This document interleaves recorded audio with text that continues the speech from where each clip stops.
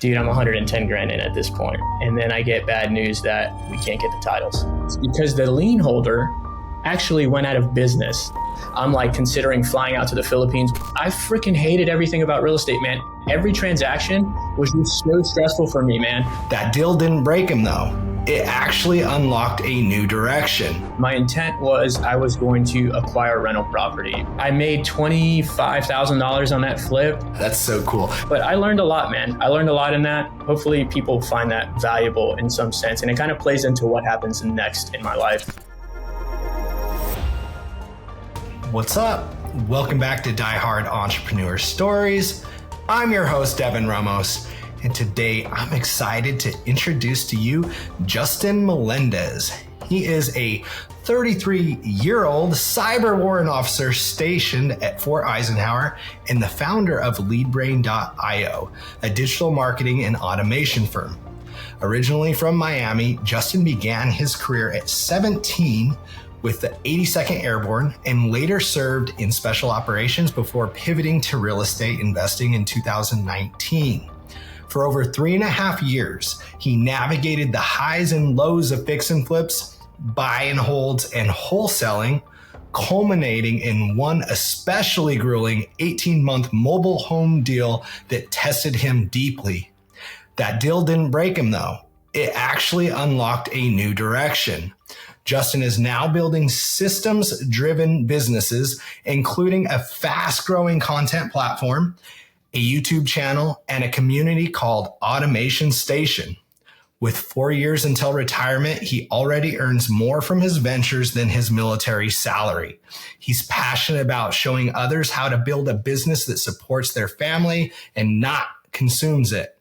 Justin, welcome to the show. Thanks, Devin. I appreciate it. That was an awesome intro. Let's dive into it, man. I know I've watched a few of your podcasts and I think it's great. I'm excited for this. Me too, my man. And yeah, thank you. You're the man it's about though. So let's dive in. Know you have a long history in the military. So tell me, Justin, what changed from the time you entered to the time that you were like, I need to start building something because eventually I'm going to get out? Yeah, that's a good question. So I'll kind of start a little bit before that and say that I'm not sure anything really changed, but there were some realizations along the way. So to give some context, I joined the Army at 17 years old, straight out of high school. I've always sort of been a reserved and deliberate kind of person. I knew early on I wanted to be in the military when I was in high school. I just like see people in uniform and I always admired them. I had an aunt who was in the Air National Guard and I got the opportunity to see sort of, her lifestyle. And I just would always compare it to my own lifestyle and figured that's what I wanted to do. And so I've always been very sort of lucky, like knowing what I want to do, because I know that's not the same for everybody. But that sort of behavior, I think, carried itself into my military career, where the first decade of my military career was really on the personal side. I'm frugal, right? Like a frugal person. Me and my wife, always saving money and stuff like that, always money conscious. And then also inside of my military career, before anything entrepreneurial started, would be like being the best I could be, for like, to be cliche, but like in the positions I was at, always paying attention to my surroundings, looking for clues of success, what success looks like, what extraordinary behavior looks like, and trying to emulate that. Because I did join at 17. I didn't take school very seriously. I was very self-conscious. I didn't speak well. I didn't write well. And so I was always just seeking like leadership and emulation. And so fast forward a little bit, that first decade was really about building myself as a character, building my value as a person, because at 17, I had no skills. And that first decade was also very busy.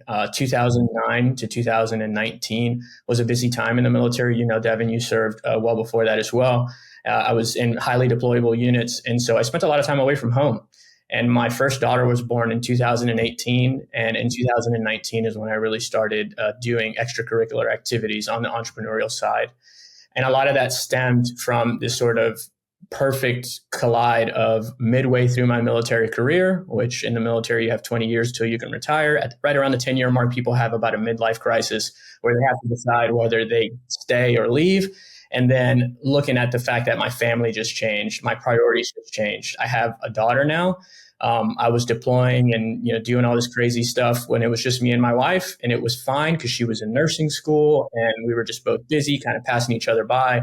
But I felt different now at this point. If I can bring you back to 2019, like I didn't want to say yes to the deployments anymore. I didn't want to go on training evolutions because I had the little girl at home.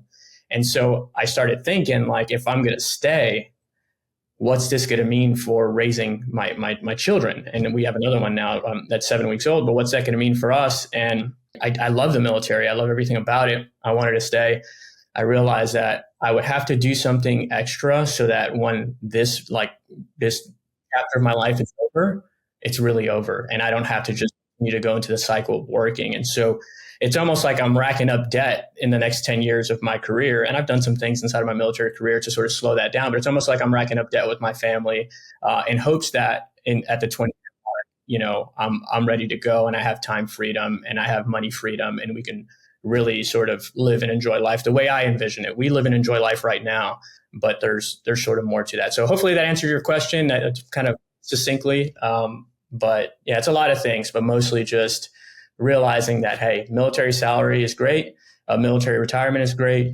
If I get out at the age of 37, I'll probably have to end up right back in the same position I was if I don't do anything in these next 10 years. Yeah.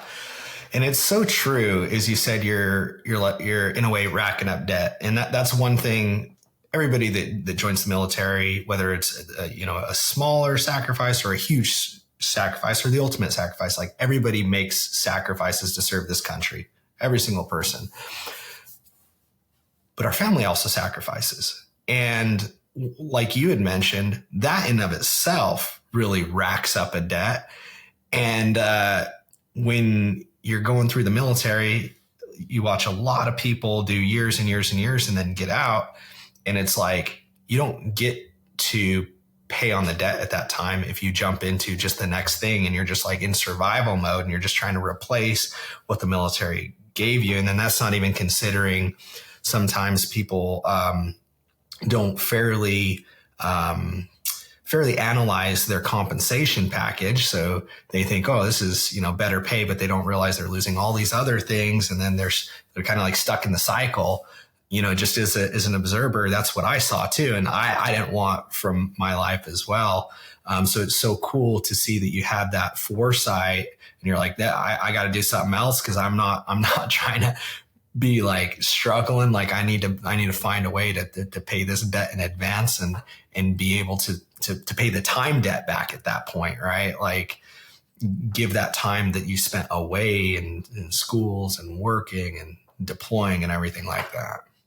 Yeah. I think additionally to that too is, if you take the time to look around you at the people, whether they're senior peers or subordinates, you don't have to judge them, but you can really look forward in your life or in your career and ask yourself, is that where I see myself? And there's nothing against people who come back as government civilians, bless them, people who come in as contractors and sort of do things inside of the government.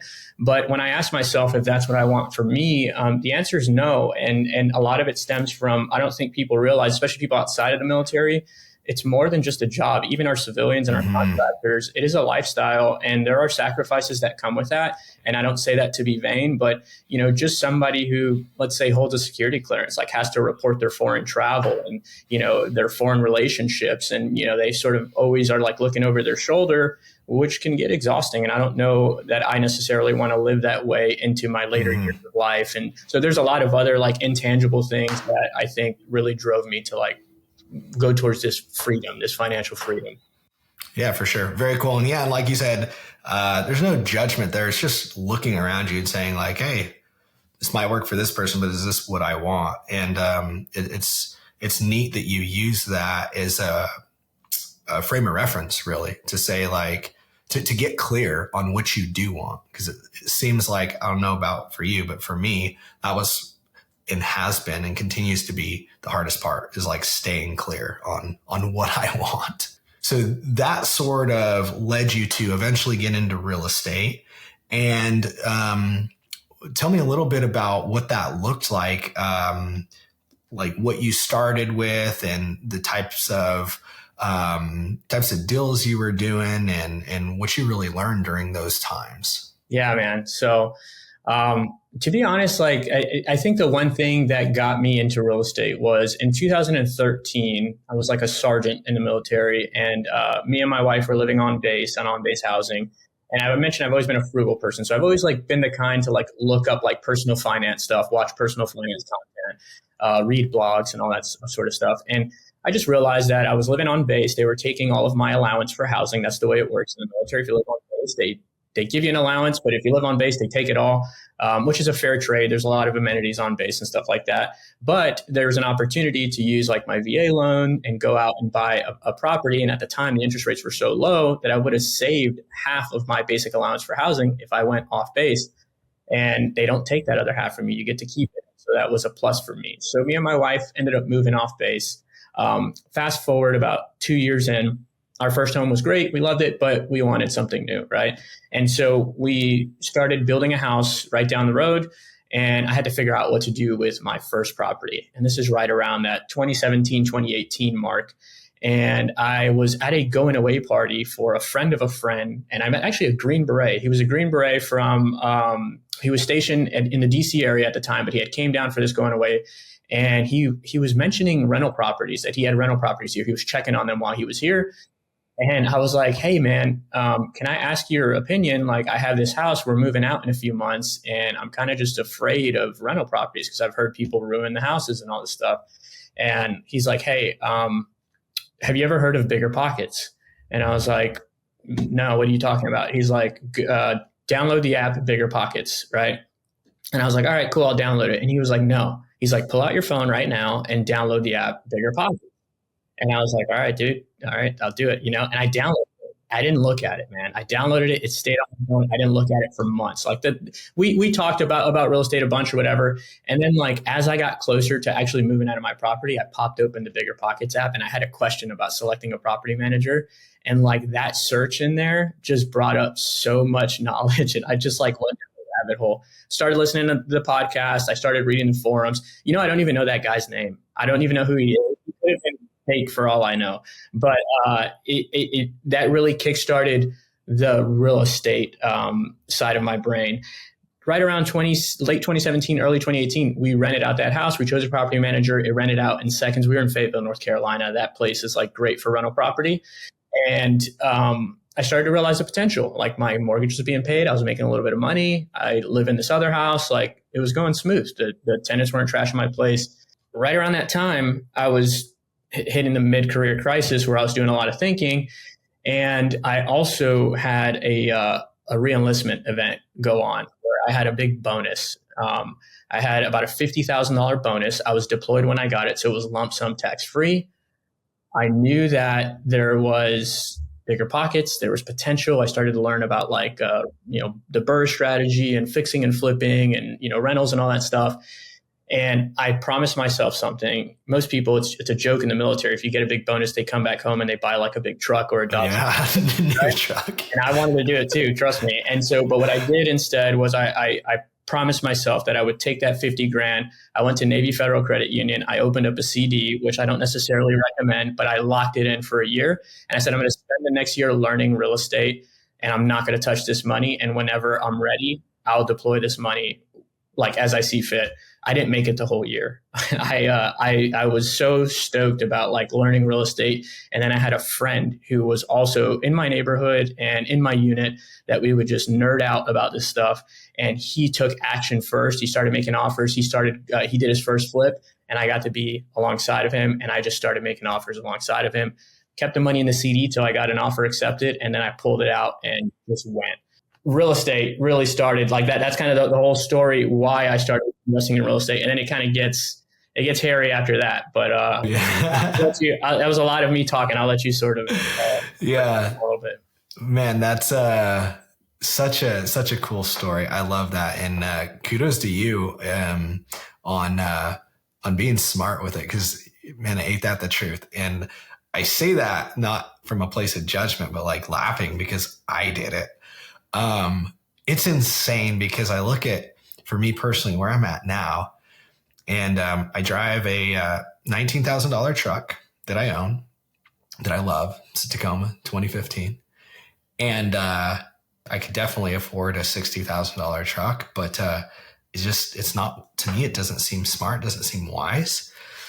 When I was making far, far less money, I had a $60,000 brand new Tundra TRD Pro. And I'm just like, dude, what was I thinking, And it's funny because I actually bought that right before I started really spending the time. Like I hear you said a few different times, like you're spending time pouring into yourself and like learning these things and like trying to get better with your finances, or, like how you can invest, or like you're trying to figure it out. And so when I started going through that phase, it was shortly after I'd bought that truck. So I was like, oh no, this has got to go. And I remember I was actually deployed, and I called my wife and I was like, dude, the truck's got to go. And I remember, I think it actually worked out in my favor, because I think that sort of showed her how serious I was. Because she didn't tell me that. Like I told her, and she's like, yeah, okay. So I sold it and tried to recoup what I could and whatever when I got back home. But yeah, when you said that, I was like laughing. I'm like, yeah. And I don't think I used a bonus. I didn't get a ton from bonuses, but no, I'm pretty sure I just went and took a loan out on it. Yeah, and like the bonus thing was awesome, and it was a blessing. But I don't want people to think like they see a $50,000 bonus and they think like, oh, well, that's why he did it, and that's why he was successful. The bonus was exactly that, a bonus. But I had been saving aimlessly for like that whole 10 years, man. Dude, we would turn off. I don't recommend this. We'd turn off the AC before we leave the house, like to save money. I'd already saved, more than what I got in my bonus. So I had it just sitting there. I had some really good leadership too, man. I got really lucky where I had a guy who he was a sergeant first class in charge of our shop. He had came from Germany. And I remember him telling me that he saved $100,000 while he was in Germany. He showed me his bank account. And I was like, dude, what? You had $100,000? And so like that just became my frame of reference. And I mentioned emulation, right? Like trying to pick apart things that I enjoy and what I want to be like. And I made that my goal. And so a lot of what I was doing subconsciously was trying to get to saving $100,000, which plays a role later in my real estate investment journey. Yeah. Oh man, that's so cool. By no means, at least for me, do I think like, oh, that's what made it. What I admire and what I would encourage listeners to key in on is that you work to build this skill and discipline of saving money. And I'm not saying everybody's going to save their way to retirement or save their way to their future, but it's just the fact that, you build that mindset and you build it as a skill. It pays dividends, because if you're an entrepreneur, the whole adage, like if you can't manage your personal finances, you sure as heck aren't going to be able to manage business finances, is so true. Like every bad habit I had in my personal finances, I had to crush. Otherwise, I'd bring them into my business. And I remember when I was 19, I had a landscaping company, and that business had every bad habit that my personal finances had. And, part of it's learning, but the fact that you poured yourself into that and you put so much, effort into it, I think is huge. And it's really cool. It's really cool to see. Yeah, man. Love it. So, you eventually got into flipping houses. I think you were wholesaling, doing some other things. And you ran into a deal that, really changed things for you. There's a lot that happened in between. I'm going to catch you up to speed. Okay. So I started whenever I first started investing in real estate in 2019 and making offers on homes, my intent was I was going to acquire rental property because that just like my style. My first property that I ended up getting under contract was not a nightmare of a deal. I had an amazing team. Shout out Roderick Jackson in Fayetteville, North Carolina, an amazing contractor, an amazing property manager, and an amazing mentor. And that first deal went really well because of him. It stressed me the hell out, that first deal. I went to that property every day. I ended up flipping it. I was acquiring it as a BRRRR, buy, renovate, rent, refinance, whatever it stands for, and repeat. And I ended up by the end of it was like, I don't even want to be in this neighborhood. I don't want to be in this property. And I flipped it. Okay. So long story short, I made $25,000 on that flip. And I remember I just told you I got a bonus for $50,000. I spent 3 months doing the flip. Well, about 4 months, about 120 days. And I made half of that. And I 6 years of my life for the $50,000 bonus, by the way. So it really put things in context. But somebody would see that and think, well, dude, you probably just went crazy. No, that was so stressful for me. The flip portion, I was using all of my own money. It was my first flip. I was trying to save money and pinch pennies. I was like doing things myself. I took on the landscaping, the demo, and all this stuff. And I was spending every weekend there. And it was every weekend leading up to a deployment. Now, at this point, my daughter's 1 year old. And so or she's about to be 1. And I spent all my weekends there. I get on a plane. I head to Iraq, and I land in Iraq, and I sit down and I just reflect on what just happened. And I was like, dude, what was I doing? Like, I just spent the last 4 months every weekend at this house, and I miss my family. And so I actually didn't do a flip anymore, like for like another 6 months. I was like, dude, that was stupid. Because I thought that's what real estate investing was just all your weekends being dedicated to it. So I kind of quit for a little while, all the while still listening to the podcast and sort of, reading the books and doing all this stuff. Finally came around, ended up getting my head out of my rear end and figuring out that there's a different way to do this stuff, that I shouldn't have been taking on some of the projects that I should have budgeted correctly and paid the right people to do it. And we started doing it again. In that journey, I was using my own money this whole time. So my capability to do deals was very limited. I had at the time somewhere around like 70 to 110,000 is where like I would float depending on what obligations I had. So I can do like 1, maybe 2 deals, but I started to make offers on many deals because it was very competitive. And I realized like just make 1 offer and wait. I'd have to make 10 offers and like try to grab 1. And also I started going off market. I started sending direct mail to people to try to beat people to the punch. And I started generating more deals than I had money for, and I found wholesaling. And so that's where I was like, oh, you can make money wholesaling. And I won't make this a class about wholesaling, but this is important to note.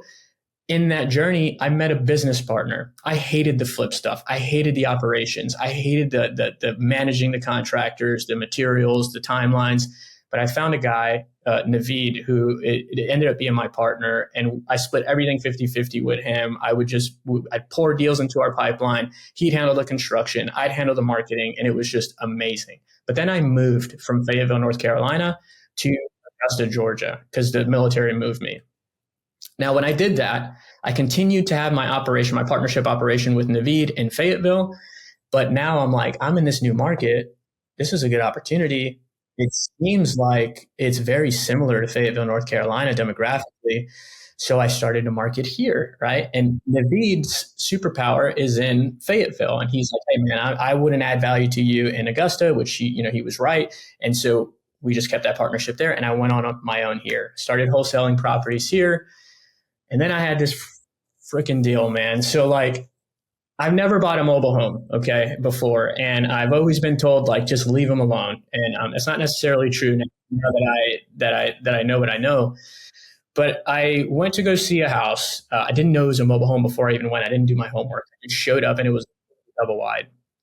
And it was this Marine, retired Marine, who had cancer. And we got to talking. I spent like an hour and a half with him there. And he's like, hey, look, I really need to sell this property. What do you think you can give me for it? I said, hey, honestly, I don't even want it, man. I've appreciated our conversation, but I don't touch mobile homes. He's like, dude, I need to sell this by next month because I'm going. He lived in the Philippines. He's like, I'm going back to the Philippines. I've got this sickness, and I want to make sure I sell this so I can give money to my wife to make sure she's okay with it.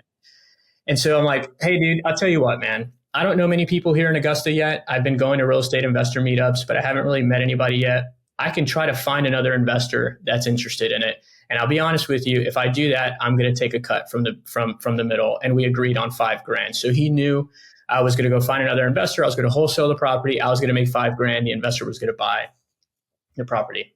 Fast forward to Tuesday before the closing day on Thursday. a closing attorney hits us up and says, "Hey, we have a problem." And I was like, "Okay, cool. We've been in escrow for 3 weeks, but I'm glad we now have a problem." And she said, "So the mobile home has title issues." And I was like, What do you mean? Like, what do you mean title issues?" She's like, "Well, the titles are never retired. Were never retired, and I'll explain what that means here in a second. And there's a lien on it, and the lien is in somebody else's name." And I was like, "Okay." And so I was like, "What do we do?" She's like, "Well, you can choose to close on it." And I'm like, "Well, I can't because it's not my deal. It's this investor's deal." And so I just passed all that information over to the investor, and the investor's like, "Hey, I'm out." I'm just like, oh God. So I go and I tell this guy, I say, "Hey man, I got bad news, dude. Like, this deal's falling apart, and it's because of these title issues. You inherited this property from somebody, it seems, but you never transitioned the title from the mobile home to your name.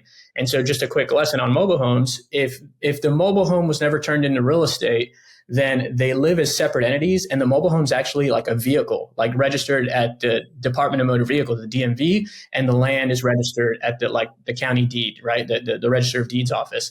And so he had the land, but the property, the vehicle sitting on the land wasn't his. And I was like, "Look, man, this is an issue because the land is pretty much worthless without the vehicle.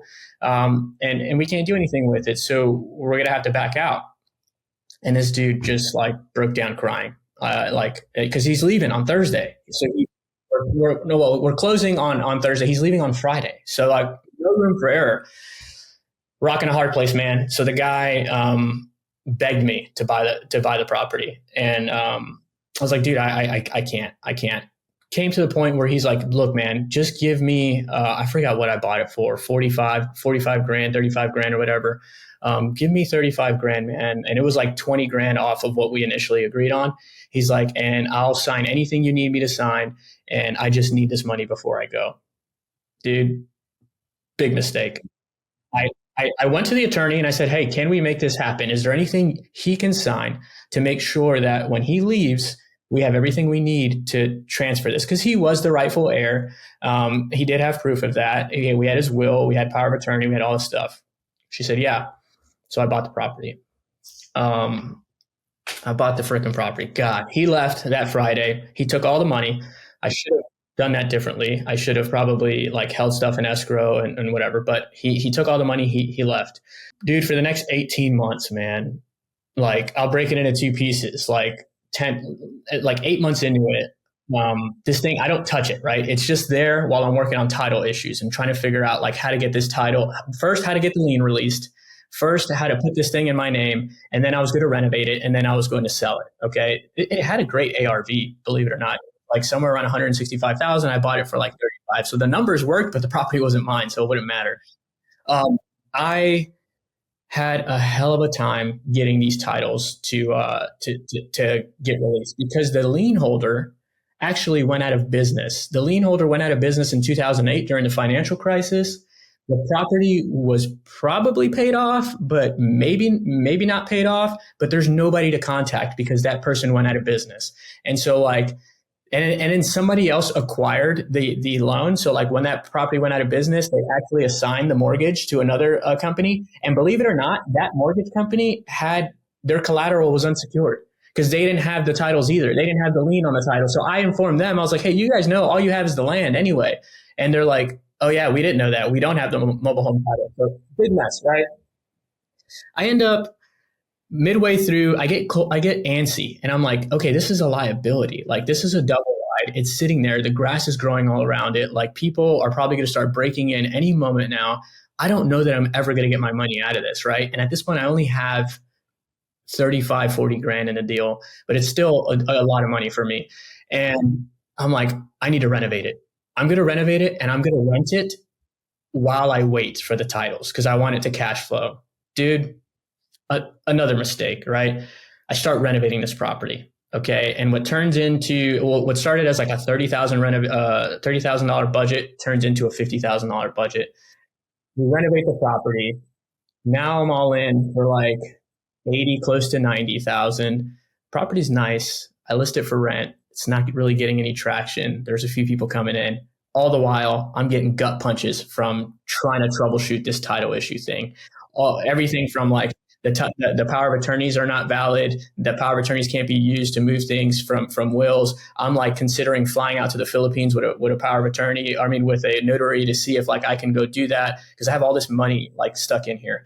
Um, I end up listing the property for sale because we get to a point where we think the title is about to get fixed. And so preemptively, I told the real estate agent, I said, hey, look, we're about 30 days out from getting the titles. I know I skipped over a bunch of stuff, but about 30 days out from getting the title, let's list this thing, get it under contract. And that way we can sort of marry the title and the sale at the same time. We list it, dude.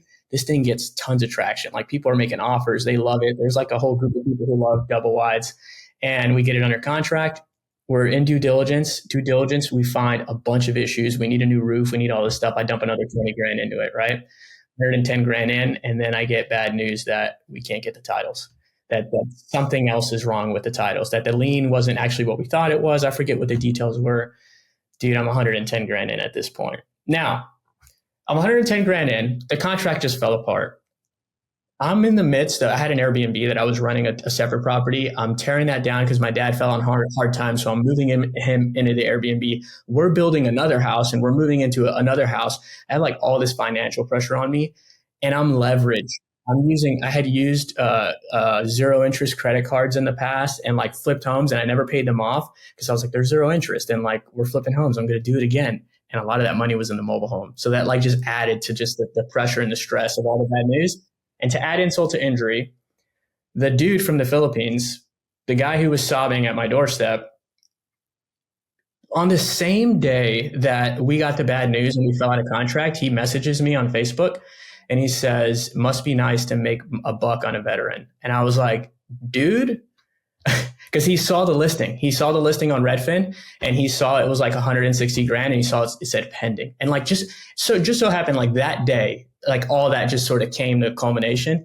And dude, I'm a pretty even keeled dude. And I was like, dude, you have no clue like the amount of stress and like how terrible this has been for me and my family. I'm like, just know that we still don't have titles and this property isn't going to sell. And I have $110,000 in repairs already racked up. So I understand where you're coming from and you think that I made a buck on you, but it's going to look like I'm probably going to lose all of my money here. So he never responded. So dude, at this point we fell out of contract. Okay. We couldn't get the titles. The lien is still on the property. I'm like on LinkedIn finding people in the lien department for like the people who acquired the loan. I'm like back channeling folks and it's working. I'm getting people to talk to me. I go to the DMV, I strike out, I learn some lessons. I go to a different location. I talk to the right people. I'm like honest. I'm like, hey, look, check this out. Here's the situation I'm in. I've got my life savings in here. Like me and my family are like really worried about this. Like, can you help us? I find some good people. These people are helping me out, but it just takes time. This is like a slow process. Dude, long story short, we end up working it out. We get to the point where the liens are released. But then the title gets, again, dude, it's just like gut punch. The titles get put in the name. So the liens get released. The title's in the name of the deceased mother. And then when the titles get moved, they get moved to the heir. And then once they're moved to the heir, we're like, okay, well, we need to move them to us. Like the attorney's going to use their power of attorney and they're going to move them to us. They have written permission, a bill of sale and all that stuff. And they're like, oh, the DMV says no. You can't use a power of attorney to move that to the actual buyer for no reason. They just wanted to stop playing ball, man. That delayed it another 3 months. We ended up going to another county right next door, and they just fixed it. All that to say, man, that was like the worst 18 months. It's all my money, and like I have these zero interest credit cards that are literally going to expire. They did expire. I did a balance transfer to like another one. There was like 50 grand in zero interest credit cards, all my own money. We're moving. My dad's moving. I'm having to pay for his life. I'm having to pay for my life. We have closing costs, like all this crap. And like finally, man, we get the titles. We list it for sale. Somebody comes in, a cash buyer buys it for like 15 grand less than we listed it, and we were done. And it all ended up. I ended up making a lot of money in there, like not a lot, but I made 28 grand, I think, which was good because I could have lost 110. But dude, that deal was so transformative for me because what really was happening that entire time was a lot of emotions, a lot of stress and like testing, but it gave me a lot of confidence, man, because I would get gut punched like every week, man. There was like bad news and I'd take it pretty hard. And then I like had this practice where I would take the gut punch and then I would just stop and like Jocko says, like zoom out and like what's actually going on. Look for the problem and then look for possible solutions and then just attack those possible solutions. And little by little, I would just, I'd meet the person on LinkedIn.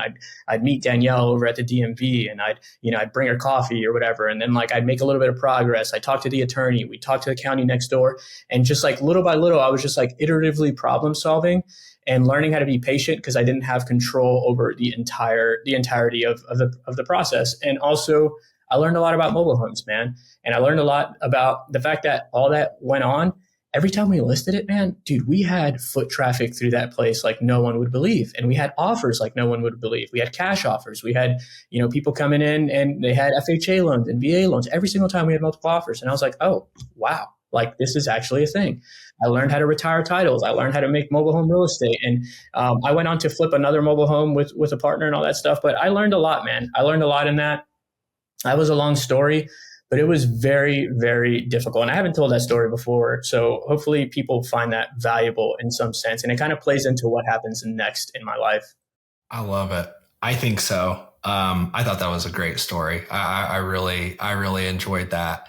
I think it was told very well as well, at least for me, man. You had me super engaged. I was feeling those emotions, man. My stress was peaking over here. I was like, oh, good stuff, man. So that then led to another realization or a pivot, or how would you frame that? Yeah. So it led to another pivot, right? And here's the deal. So like I was struggling financially, not yet like in the dumps in debt or anything, but really feeling the pressure of cash flow and bills that had to be paid and things that were going on in my life. And so what I failed to mention earlier is that I had started a company maybe like a year before called Lead Brain, which I was taking everything I had learned in sales and marketing in the real estate space and applying it to a different industry, home service businesses. And so I was doing digital marketing and automation stuff for them, but I really wasn't focusing on it. I had some like close friends that I was helping and like charging, $40-50 a month, 100 and something bucks a month. And like I started running ads for somebody on Facebook, really applying like my technical trades as a soldier and then my entrepreneurial experiences in real estate to a different industry to see if I can like find a bigger lever there. And so I was doing that all the while, like real estate investing, just kind of dabbling. But that situation made me sort of really question like, okay, what's available here to cash flow? Because I have a money problem. And if I do end up losing this $110,000, how do I bring that back into my household? What do I need to do that? And one of those solutions was to double down on what I was doing in the marketing business because that was working. And I was actually bringing like real results to people and I was adding real value and I was creating monthly recurring revenue without the real estate, without the headaches. I should say, dude, I should have started with this. I freaking hated everything about real estate, man. Every transaction was just so stressful for me, man. It was so stressful, but I was doing it because I knew the potential, right? Like I knew what it meant and I didn't expect it to be easy, but I was like, by God, this is a means to an end. So that mobile home deal forced me to pivot and I started to double down on Lead Brain and I realized like, oh, this is working too. And I had a conversation with Adam Whitney. Actually, he's in your circle. A conversation with Adam. We would meet with Adam. Me and Tyler Goebel would meet with Adam weekly. And Adam mentioned something like, because I was like, man, I really like hate this real estate stuff, but it's really nice to get a $30,000 paycheck every 4 months. And random wholesale deals, you get some good money. But in the Lead Brain side, like the MRR is nice and there's less overhead, but I'm never going to get paid $30,000, a month for it. And Adam said something so simple. He was like, why not? And I was like, that's a good question. Why not? And dude, that set me down a path. And so I doubled down on Lead Brain and it started working, dude. I was serving more businesses. I started advertising on Facebook. I got more clients. And at one point I was sitting at like 13 grand a month in that business. And I was like, that had its own, set of problems and stressors and all that stuff. But I was like, this actually can work. And another thing that started to happen was as I was doing that, mind you, this devil of a deal is still happening. I'm like, I actually enjoy this more. Like this, the transfer of value here is more aligned with me. I'm a technical dude. I've been a technical dude in the military. Like I love doing this. A home service guy, a roofing or a landscaping contractor doesn't give three craps about what happens about automation and lead optimization, conversion rates and all that stuff. He's like, I just need to go out and get more jobs. And like, I can be the tech dude behind that, helping him get those jobs. And so a lot of alignment started to happen. Lead brain started to grow. I started to recognize, sort of uncover a superpower that I had. But more importantly, it's alignment that I had never felt before, where real estate was a slog. The lead brain side started to become lighter and easier to do. And I can talk about how that led into content stuff here in a little bit, but I'll pause there because that was also a lot of talking. Yeah, man, that's so good. It seems like you're very self-aware. You understand what you like, what you don't like. What were some of the big things? I heard, what Adam had said. He asked you a very good question, but what were some of the other big events or maybe good questions you asked yourself that really solidified that and allowed you to pivot from what you were doing to, or not what you were doing to a new thing, but, shifting your focus, right? So, you didn't, because oftentimes there's a lot of struggle, right? What I personally struggle with and what I see others struggle with is the consistency, right? Sometimes it's like, wow, maybe I need to just stick with this thing more and more and more and more. But sometimes we're in a bad vehicle or we're down a bad path already, and we're just heading further down that path. And for me, one of the challenges is like discernment in knowing, and maybe sometimes you don't know and you're just acting out of faith.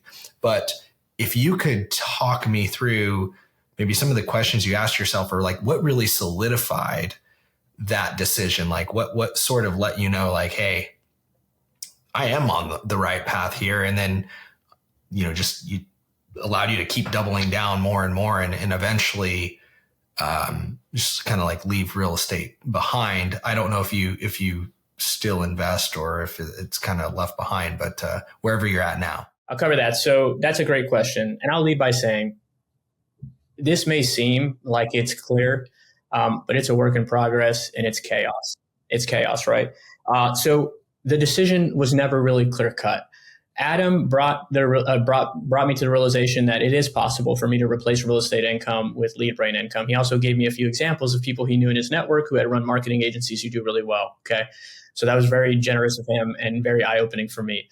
And then I continued to just look at the things that didn't bring me joy in my life. And it was every time I got an email or a text message from my contractor, my property manager, the deal, the attorney, like just the pit in my stomach that would form every time without fail, every week when bad news would come.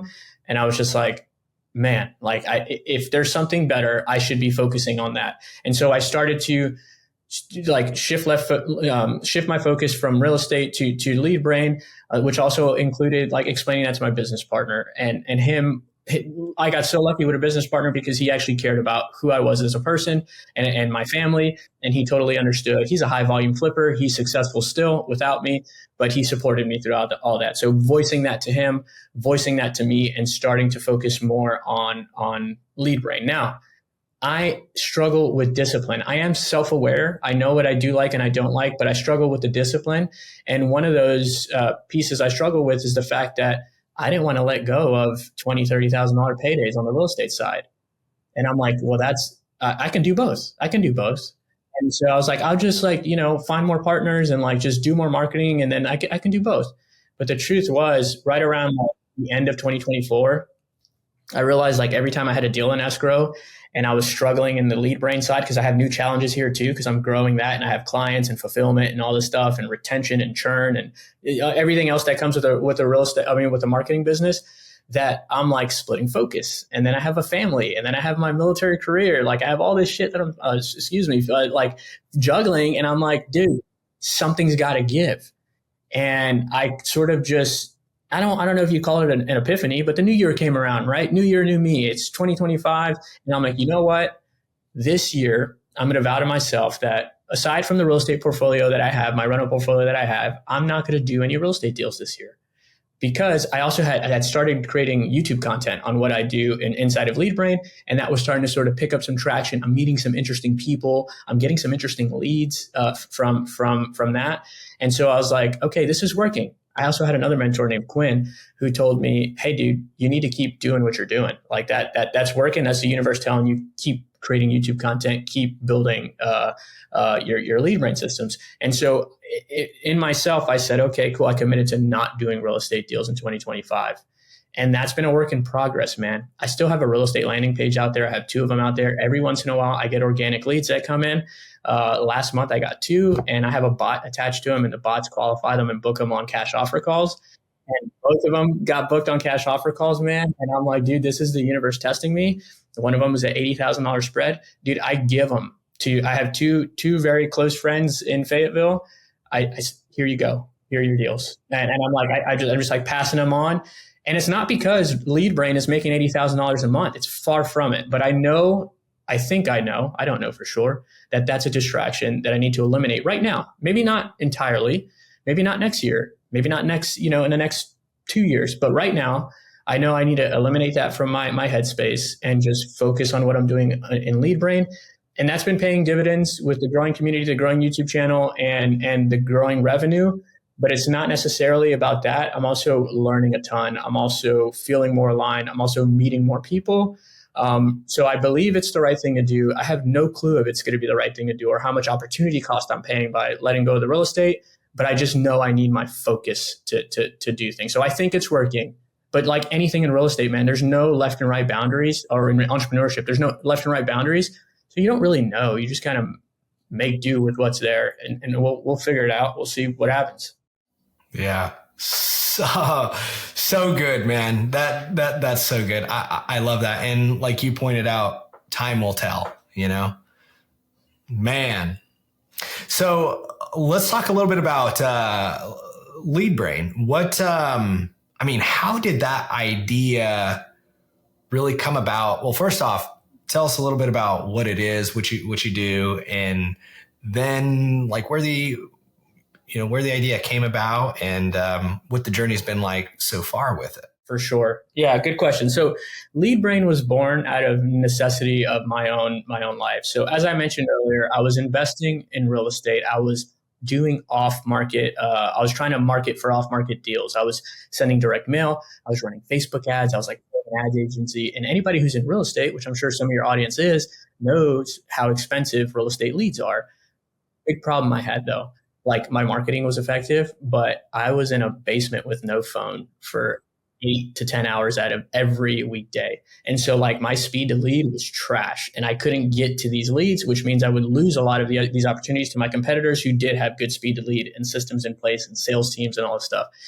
So I was like, man, I have a decision to make. I can try to solve this problem with automation, or I can just quit off market like marketing because I'm wasting money. I'm throwing money down the drain. And so I chose to go down the automation route. Nurture sequences. This is before AI. Nurture sequences, automatic text, automatic emails. As soon as people come out, whenever somebody declines like my offer, I put them in a nurture sequence that hits them for a year and like all this stuff, and it just like started to work. It was effective. Even as static as it was effective. That turned into me just realizing like over time, like, man, these same systems that I built for myself, like I literally spent 8 to 10 hours in a freaking windowless building with no phone, and I'm able to close deals. Like I guarantee you this will work for another industry. And the reason I went outside the industry, this is just me like being a contrarian thinker, just kind of trying to think outside the box. I'm always looking for an opportunity to find better leverage, right? So like in the military, I'm a guy, right? I've been a communications guy. I'm a cyber guy, and I can go into cybersecurity. I can go into telecommunications, right? Or I can go be like a military contractor. But where are those skills valued a little bit more? Can I zoom out and look at like a different industry where like if I showed them what I knew there, they would just, be more impressed, pay more money, whatever it was. And so for me, it was like, sure, I can serve real estate investors. I can go like show everything I do in real estate and serve other real estate investors, or I can take those systems, I can adapt them to somebody who needs my help even more, i.e. somebody who lays concrete 7 days a week and knows nothing about automation or nurture sequences or how to send a text message from a web application, and serve them. And it worked, man. And it was cool because I would charge people anywhere from like $297 a month to $1,500 a month, depending on what I'm doing. A lot of times I'm managing ad campaigns, capturing their leads, I'm nurturing their leads to help them close a deal or go on more estimates. And I started to see, man, they're paying me $1,500 a month and they're making, 60 grand in a month. And so like, I love that value exchange. And so that's sort of how that lead brain was born and sort of what I do. And that led into sort of teaching other people what I do on YouTube for free, honestly. Oh man, I love it. And then since you started doing that, you've been able to build a community that you now have on a platform. And tell me a little bit about that. Yeah, man. So in all this has been learning, and the learning continues.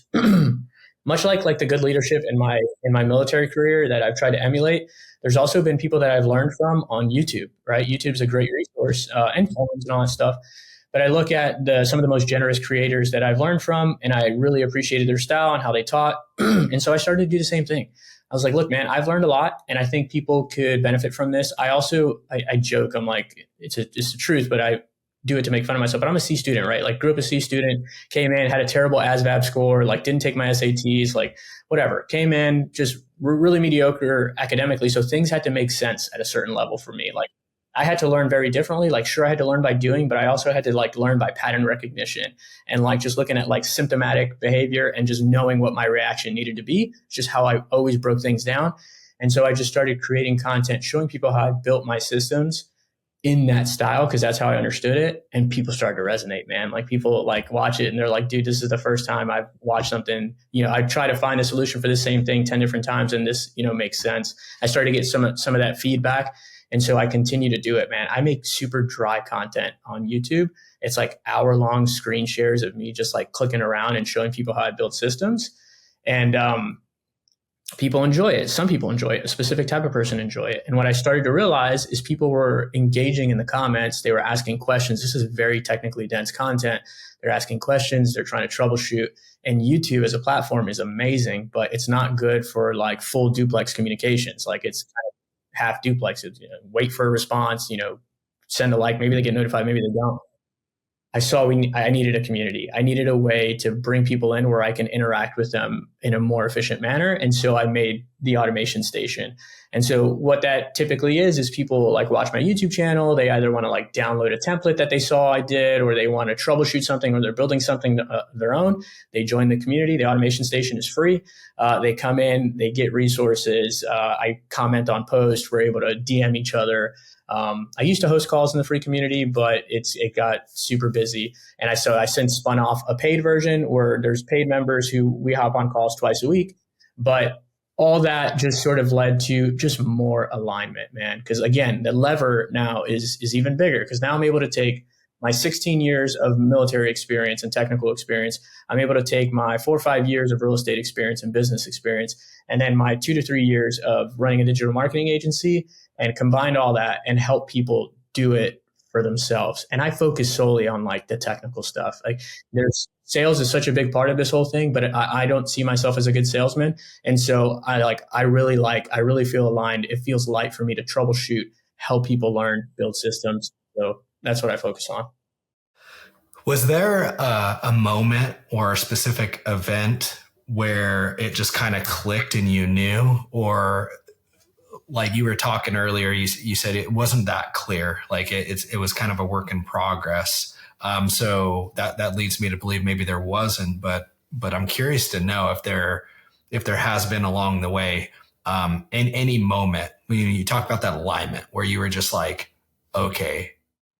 There wasn't a specific moment, man, but things started to reappear, and it was feedback, right? And like kind of in a I guess you would call it like psychological sense. Like I had never been a one to take feedback well. Like I've always thought like somebody wanted something from me. If they're saying, "Hey, you did a good job," like I'd be like, "Yeah, whatever, man." Like I just never took it, or I would dismiss it. And so that's been like an internal practice that I've tried to grow throughout time, and I still work on.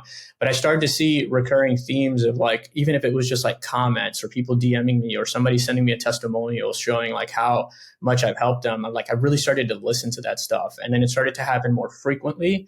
And so my initial reaction is to fight it for some reason. I don't know why I'm wired that way, but I stopped fighting it, and I started using it as clues to continue down that road. And so I started to see how fast. So to give you context, my YouTube channel is not huge. There's about 2,100 subscribers last I checked, but it's growing at a good clip.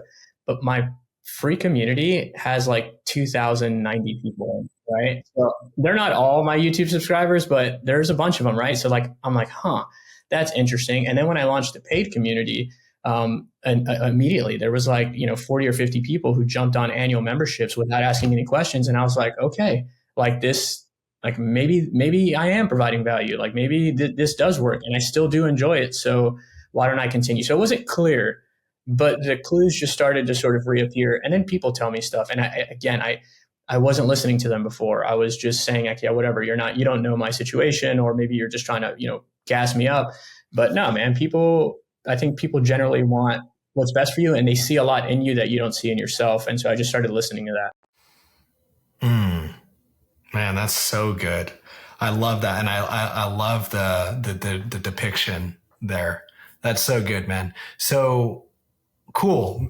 Where are we at now? Like you have this alignment. You are, I guess it sounds like your focus is on Lead Brain. What's on the horizon for you, and like where are you headed? What's your vision for that company? I'd love to know.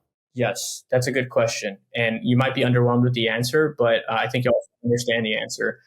I'm still figuring stuff out, man. Much of this stuff is very much like right now, I feel like I'm at a point, like I've caught you up to current speed. I'm also just trying to figure out what it all means, right? And like, is the paid community, it brings in revenue. I think right now it's sitting at $5,000 MRR, which isn't something to scoff at. So that has potential, but that's separate from Lead Brain. Lead Brain, I service clients. I fluctuate anywhere between 6 to 10K in recurring revenue there, depending on churn. And so like where I'm still trying to make meaning of it. Do I enjoy, making this kind of content? What's it doing for me? I'm taking inventory, and that might last the next 4 or 5 months. But big picture, and I failed to mention this like way in the beginning, I'm doing all this because of time freedom, right? I know I said that, but I didn't tell you how I was going to get there. And I have a portfolio of 5 single family homes, and that's it. And I don't necessarily think I'm going to grow that, so to speak. I want those 5 homes paid off completely by the time I retire. And so I've paid off 2 of them already, and I'm working on the third. And so if you can look at when I started this in 2019, my retirement date is 2029. So if you plot 2 points on a map and you sort of look at it as, I don't even know what kind of graph that is, because I just told you I'm a C student, but I'm over here ramping up, using leverage, doing high risk things, high involvement. And over here, now it's time to deleverage, take off, some of that debt and benefit from that passive income, like truly letting it become passive income and cash flow. And so my focus right now is, what I've realized is, I don't enjoy making the active income in real estate, but I do enjoy making the active income with community and Lead Brain. And so I'm going to make that active income there, and I'm going to shovel it into paying off my portfolio of real estate, because in 2029, that doesn't solve all my life's problems, but it makes it so that that money that I'm missing out on, the 50% that I lose from my retirement, is now made up for and some with real estate that I feel comfortable. Real estate's an amazing asset. As much as it gives me a headache, my tenants pay rent and all that stuff. So that's the goal. And so continue to grow where I can, when I can, make that active income on the tech side, pour it into real estate, pay off my real estate. I don't care if I have a 2.5% mortgage, I'm paying it off.